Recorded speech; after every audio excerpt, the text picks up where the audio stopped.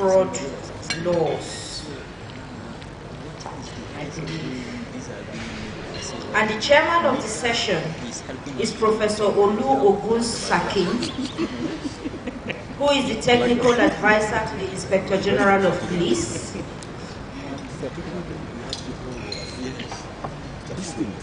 Professor Olu Ogunsakin is the chairman of this session titled Enforcement of Cybercrime and Financial Fraud Laws. Professor Ogunsakin is technical advisor to the Inspector General of Police. You're welcome, sir.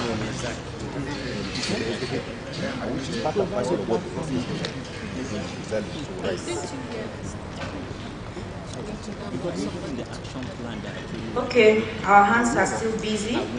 We can't give a round of applause, but for those of us whose hands are free, please can we give a round of applause to Professor Ogunsakin. Thank you, sir. And the panelists in this session are the Nigerian police. So representatives of the Nigerian police force, please, can you come to the stage? The Nigeria Security Civil Defense Corps, NSCDC, the representative of that paramilitary organization, please, can you come to the stage?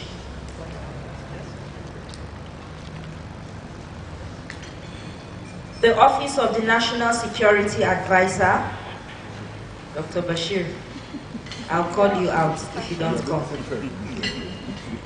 You're welcome, sir.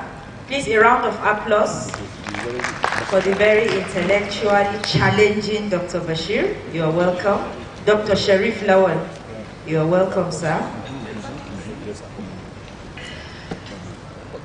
The representative of the EFCC boss, please.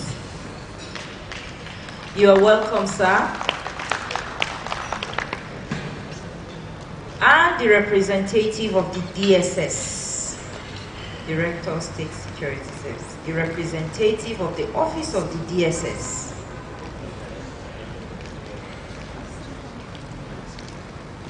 The topic of discussion is the enforcement of cybercrime and financial fraud laws. And I will give the stage to the chairman.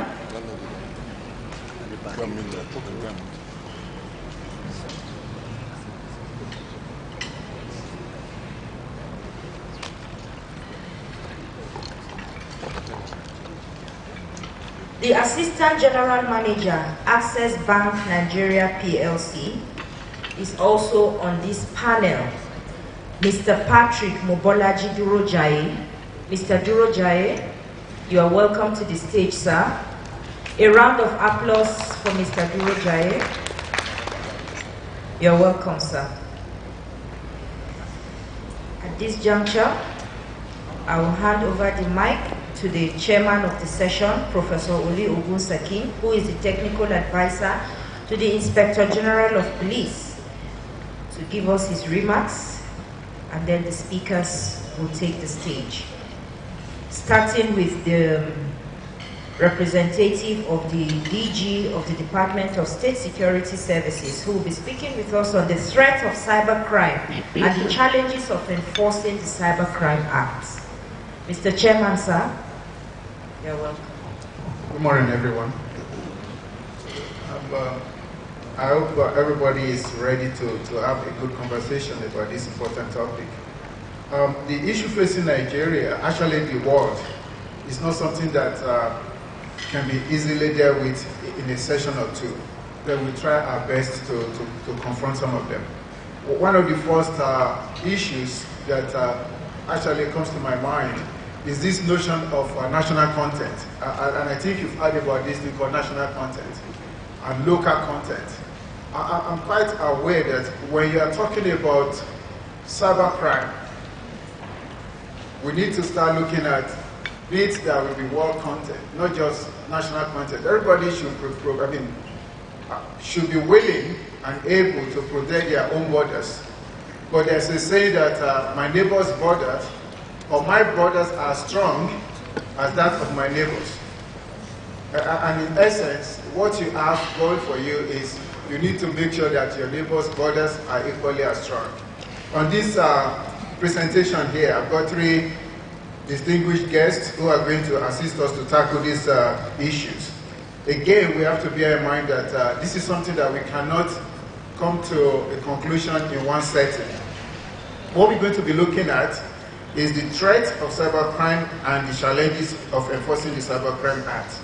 This is quite important, but more so now that the whole world has become a community. And when we say a community, it's basically a stone throw away. As we gathered here this morning, or perhaps this afternoon, everything we are doing here can actually be seen across the world. And the reality then is, how do you protect your border when you cannot really see how this thing manifests? And secondly, we're going to be looking at combating youth involvement in cybercrime, imperative for regulatory framework at cryptocurrencies. I believe most people here will have heard about Bitcoin. And I think the latest news is that Bitcoin is doing better than gold. Are you following this? So the reality is, and this Bitcoin, for some reason, is invisible. And a lot of our people are being duped to invest in something they know nothing about. Last week I was at Sheraton last Saturday, and I saw almost 300 of my fellow citizens actually coming in to attend these sessions without knowing what they are getting involved in. I managed to talk to one of them, and I asked them to Google Bitcoin scam. And once they Googled it, the person came back to me and thanked me because they were going to invest a large amount of money on that Saturday morning. The last one is financial fraud, which is quite pertinent to this conversation. I believe that majority of the people here, or perhaps if you've just been saved, one or two people will know someone who has been a victim of financial fraud. And in as much as we may not be able to give you the solution, we need to be able to look at how we can prevent it in a general way, and the challenges in the banking industry. It's been said earlier today that sometimes the banks will actually suffer some losses, but because of the security and their own I'm not going to use the word status, but they need to defend their brand. So in essence, they will actually not tell the truth about the losses they have suffered. So we're going to look into that as well. So I'm quite happy to invite my fellow Nigerians and people that have a track record to discuss some of these issues with us. The first person I'm going to call on, if you just go on the keynote speaker, we have the person who is talking about the threat of cybercrime. Threat? The DSS? Because time is of essence. If we don't have that, then I'm just going to call on my colleague on the right. Are we okay?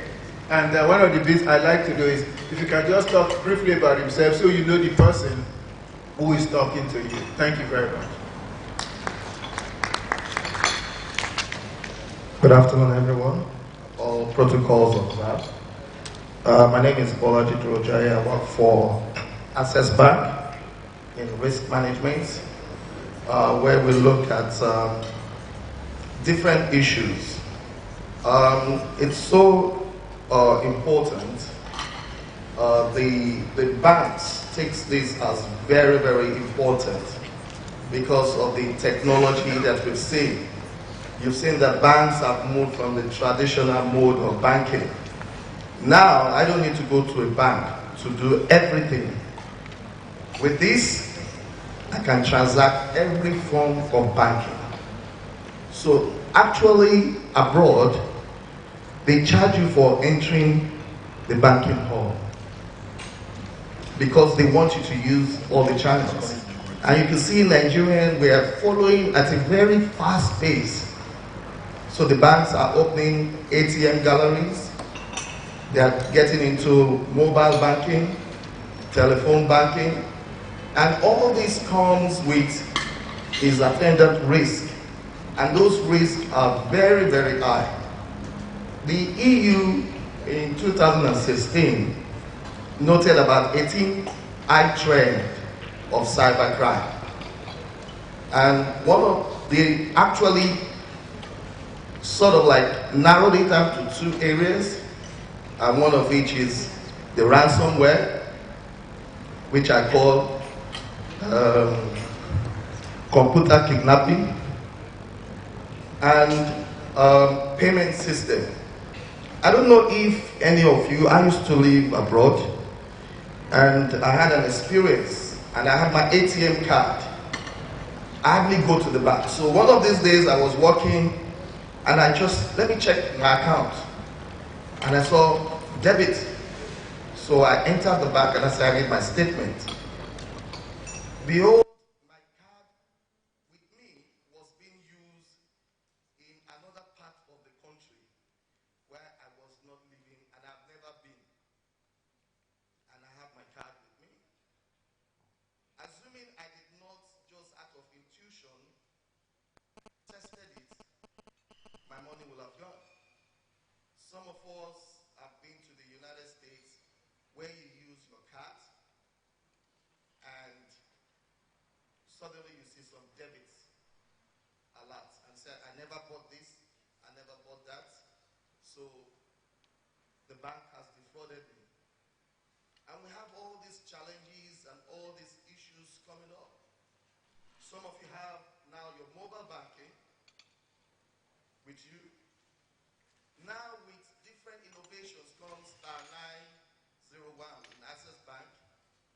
I can just say star 901, it gives me options, I can transfer money. So your son or your daughter or somebody have access to that phone. He can do transaction on that phone and you don't know. So those are issues that we face, fraud issues, time and time again, and people come, oh, the banks are defrauding us. But sometimes it's not that easy for us to quickly come. They said the banks try to protect its brand. Yes, we try to protect our brand, but we also try to be fair. When you have cross-border crime being committed, for example, you've used your card in the US and somebody has sort of like encrypted it or cloned it and used it, there are a lot of investigations that goes with it and there are a lot of processes that goes with it. So it normally takes us time to resolve, but at the end we will normally pay those money back because they are actually insured. You're working with other stakeholders like MasterCard, Visa card. So those are some of the challenges we'll face in modern time. And they are so numerous. But one of the things the banks have done is put a process in place to ensure that all this fraud and all these issues are addressed. Proud to now have seen that in the last decades, the global banking industry has lost about $1 billion. And NIPS, which is Nigerian Interbank Settlement, brought out a fraud figure in 2016. And compared to 2015, we have 10,743 volume of fraud with a loss of about 4.3 billion naira attempted fraud value, an actual loss of about 2.2 billion naira. In 2016, we saw attempted fraud volume of about 19,531 with attempted fraud value of about 4.3, but the actual loss reduced. And why? We may have a lot of attempted fraud, but we are seeing that the value of losses incurred by the banks are getting lower. And why is this so? Because the banks are stepping up their game. I'll give you, for example, in our bank, you cannot deploy a new technology without two different departments outside the IT and outside the business looking at it for vulnerability. So you have the risk guy, the IT risk, and all the, if they don't sign that, you can never deploy it. And I'm telling you, up to the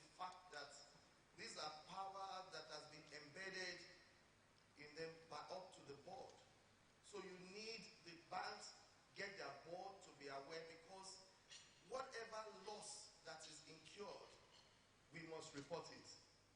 The CBN, on a monthly basis, we send reports to the CBN. So the CBN is currently championing a course that's for all banks to be. So if CBN can be attacked at one point in time, they do not underestimate the impact of financial fraud and cybercrime. So what have we done, or what are the banks actually doing? We've identified two main areas. We've looked at internal and external factors. Some of the fraud you see committed could be internal. That means bank staff. Sometimes these criminals will position people in the banks. They work at strategic places. These are intelligent people, smart. But we have a way of discovering, and we have internal processes for finding out. The whistleblowing system is just new in Nigeria. For the banking system, banking industry, we have a very strong whistleblowing system that is managed by external persons. We have like KPMG, PwC, that provide all those supports. And you have to go through a lot of background check. So all these things put together to ensure, because we know that internally people go through pressures.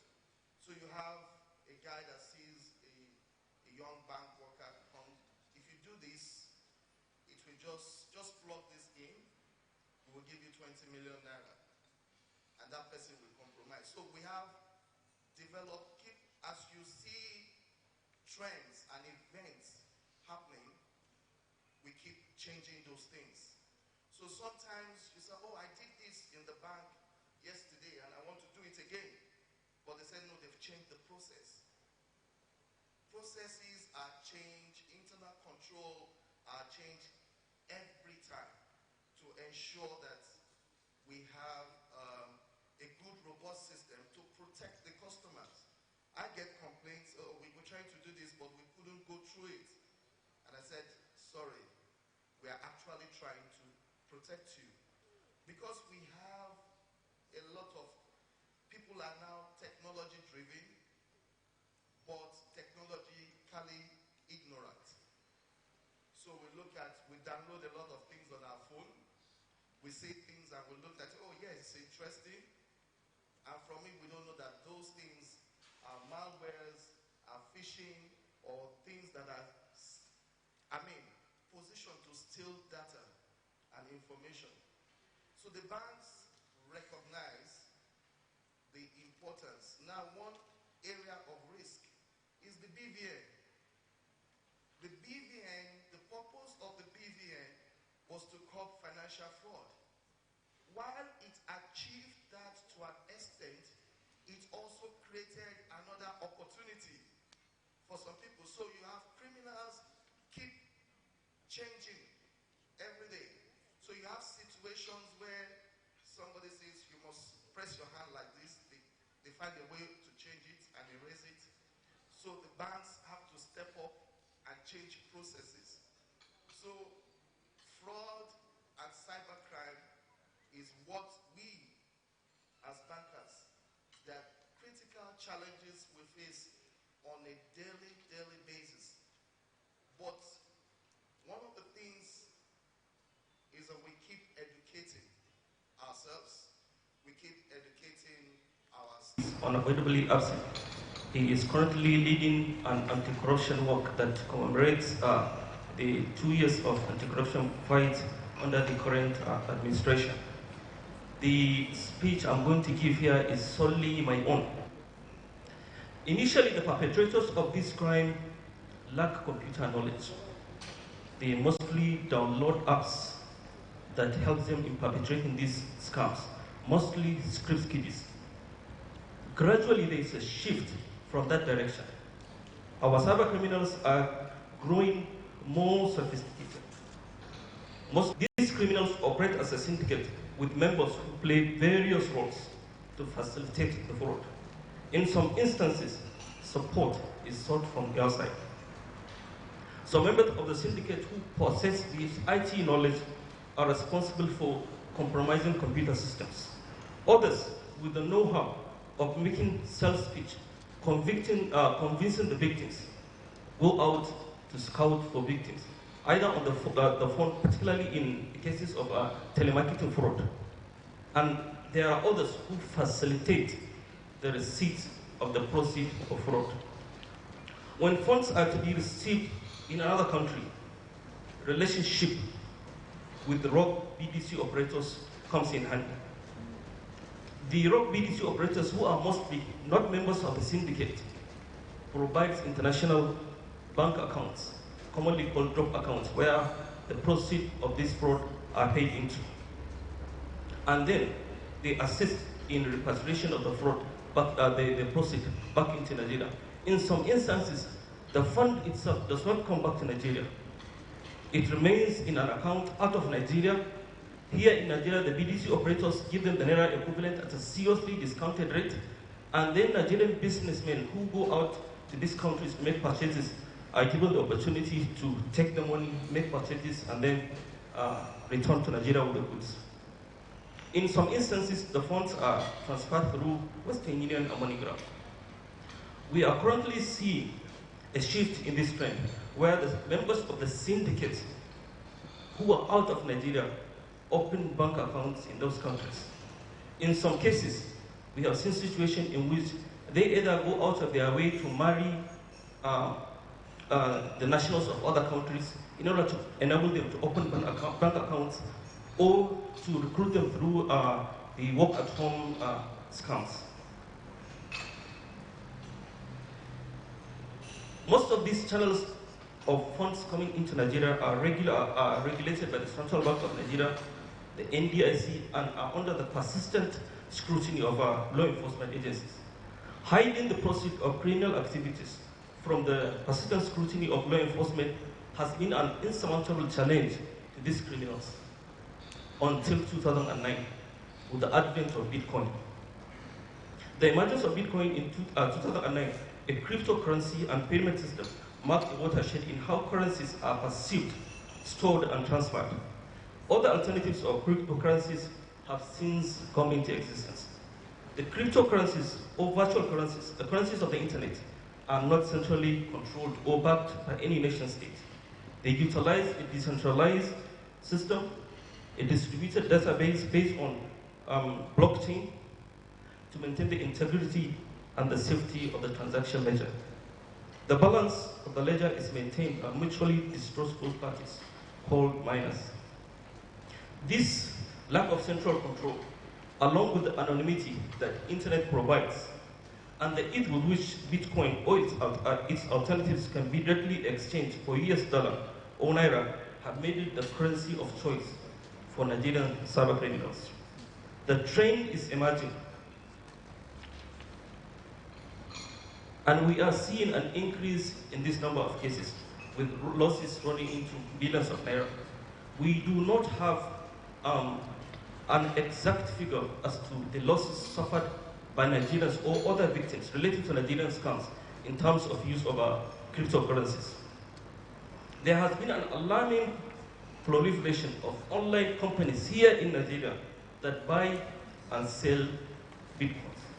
This is essentially a financial system through which funds can be transferred, stored, operating in Nigeria, and which the regulators and law enforcement agencies do not have full knowledge of or control over.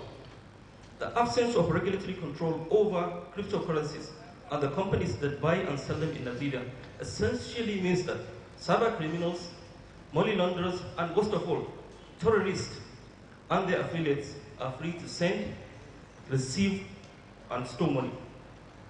The negative impact and the threat it poses to our national security is potentially grave. Recent collaboration effort between the CBN and NDIC on ways to combat the threat posed by the proliferation of cryptocurrencies is a positive development. However, it only involves stakeholders in the financial sector or the banking sector. Now, for any meaningful framework against cryptocurrencies to succeed, the following should be considered. 1. All stakeholders in relevant agencies, like the traders in the cryptocurrencies, law enforcement officers, the Special Control Unit against money laundering, the NFIU, must all be brought on board to assist the CBN and the APIC. The knowledge gap that exists in the law enforcement agencies, who are the first responders whenever an incident involving the cryptocurrencies, like the issue of this WannaCry, where for one system to be decrypted, one has to pay the owners of the ransomware, and the common method of payment is through Bitcoin. We in the law enforcement agencies, particularly the Nigerian police, who are the first responders, lack the requisite knowledge of cybercrime and the operation of these cryptocurrencies to be able to deal with these issues. So there is a need for the knowledge gap to be bridged. In all of these cases, the offenses have transnational nature. Nigeria as a country cannot deal with it all alone. There is a need for us to have channels for international cooperation with other countries here in West Africa and the world in general. I remember when we did some operations on cyber criminals, they left Nigeria, they moved to Benin Republic, moved to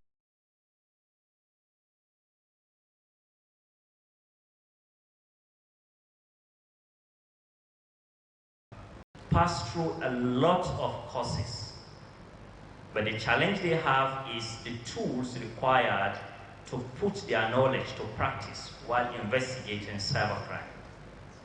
And I seize the opportunity to let him know that while we are working towards enabling Nigerian police to get the requisite tools, since you've done a lot of training, why not take advantage of the fact that some of the tools we have at National Digital Forensic Laboratory at the Nigerian Computer Emergency Response Team is actually available to all law enforcement agencies while trying to investigate and prosecute cybercrime. We've handled a lot of requests from the Defense Intelligence Agency, from the Nigerian Police itself, and from the armed forces, with a lot of exhibits being brought to us, and we use the tools available to us to extract some information that will enable further investigation. So the first challenge is gap, not only in terms of knowledge, but in terms of tools. And to overcome this challenge, I have obtained the approval of the National Security Advisor to establish a forum of law enforcement agencies for the purpose of enforcing Cybercrime Act. That forum will enable us a kind of collaborate, synergize, and also to assist each other, because what the police may not be able to extract in terms of digital evidence, perhaps we will be able to extract it for them. The second challenge has a wider scope, and moving from the enforcement aspect to the public aspect. Section 21 of the Cybercrime Act requires that any breach in terms of computer or computer network on any individual or organization system that has the capacity to affect other organizations and their system must be reported to the Nigerian Computer Emergency Response Team. That is what the law says. Is that what we do? No. The WannaCry incident actually make us realize that a lot of computer-related breaches do happen, but they are never reported. Luckily for us, we are able to see some of these breaches from the cyber monitoring platform, but we have limits to what we can see. And the important thing here is to realize that while you are reporting, the confidentiality of the breach is absolutely protected. But reporting is important because you use the opportunity to report to also see how other people can be protected, how other organizations can be protected, and by inferences, how the whole country can be protected from that breach that occur within your organization. But if you don't report it, we will not know. And what it means is that you are also exposing other people to the same risk that you have encountered. So, reporting cybercrime related incidences is very important. It's one of the major challenges we have with enforcing cybercrime. For example, getting data related to cybercrime costs and cybercrime breaches. Whatever any government agency will give you now is a prediction. It is not based on factual data. Why? Because we don't have the data. Why don't we have the data? Because it's not reported. Most of the agencies don't want to report. But I want to seize the opportunity to remind us that reporting is a statutory responsibility. And once it is confirmed that you have an incident which you have not reported, if you are lucky and you are prosecuted for it, then you now realize that it's actually not an optional requirement for you to report. But please remember that it's for the good of the larger society that you report cybercrime related incidences. Now, the last but not the least would enable me to clarify. I have 4 or 5 challenges here, but I'll talk on 3. I'll pick the last one, which will enable me to clarify between what the chairman of the previous session pointed out as in the differences between the SAT at NITDA and the SAT at the national level.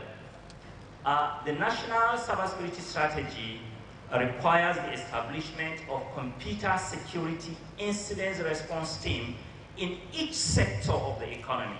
Why? Because each sector has its own peculiarity. Peculiarity in terms of its operation, and therefore peculiarity in terms of the network traffic that it attracts. And also peculiarity in terms of the kind of threats that are dominant within that sector. This is the reason why we encourage the establishment of such computer incident response team in each sector. Now, if each sector has a very good view of what happened within it, and imagine that we cascade this information up to the national level, you realize that at the national level, we have a kind of shared situational awareness on everything that is happening within the Nigerian cyberspace. Is that the case at the moment? No.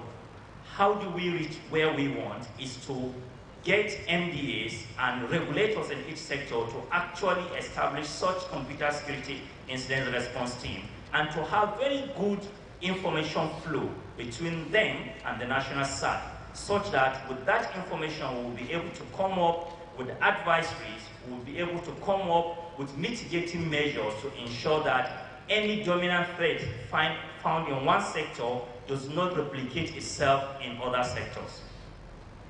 So with this, I will stop here and possibly, as we interact, I will elaborate on other aspects. Thank you.